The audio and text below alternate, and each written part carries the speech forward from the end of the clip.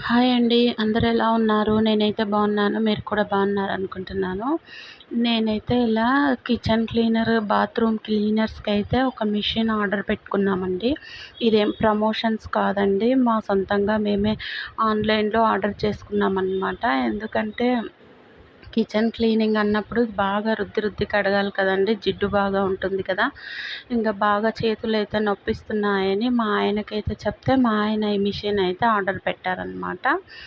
ఒక్కొక్క క్లీనింగ్‌కి ఒక్కొక్క బ్రష్ ఇచ్చారనమాట. బాత్రూమ్ క్లీనర్స్‌కైతే కొంచెం రఫ్ బ్రష్‌లిచ్చారు. ఇంకా మన కిచెన్ క్లీనింగ్‌కైతే ఇలా స్క్రబ్బర్ అయితే ఉంటుంది. దాన్నైతే ఇలా ఫిట్ చేసుకొని, లాంగ్ ప్రెస్ చేసుకొని ఇలాగైతే మూవ్ చేస్తూ ఉండాలండి. కొంచెం క్లీనర్స్ ఏసుకొని, వాటర్ ఏసుకొని ఇంగ మనం రుద్దే పని ఉండదనమాట. ఇలా హ్యాండిల్‌తో పట్టుకొని ఇలా మూవ్ చేసుకుంటూ ఉండాలి. అదే తిరుగుతా ఉంటుంది లాంగ్ ప్రెస్ చేస్తే. ఇది ఛార్జింగ్ పెట్టుకోవాలండి. ఒక 1½ అవర్ ఛార్జింగ్ పెట్టుకుంటే మనకొక 45 మినిట్స్ అయితే వస్తుందనమాట క్లీనింగ్ చేసుకోవడానికి.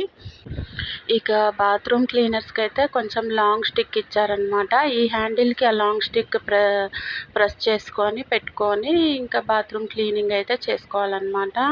మనకి ఇంక రుద్ది రుద్ది చేతులు బాగా నొప్పి పెడుతుంటాయి కదా ఆడవాళ్ళకైతే. అందుకోసం ఈ చార్జబుల్ క్లీనర్ అయితే నేను ఆర్డర్ పెట్టుకున్నానండి.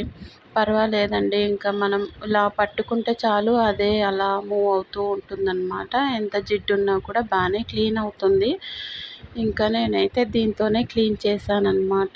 ఇంకా 2 హ్యాండిల్స్ వస్తే బాగుండు. ఎందుకంటే ఇదే బాత్రూమ్‌కి యూజ్ చేసి మళ్ళీ వంట రూమ్‌కి యూజ్ చేస్తే బాగోదు.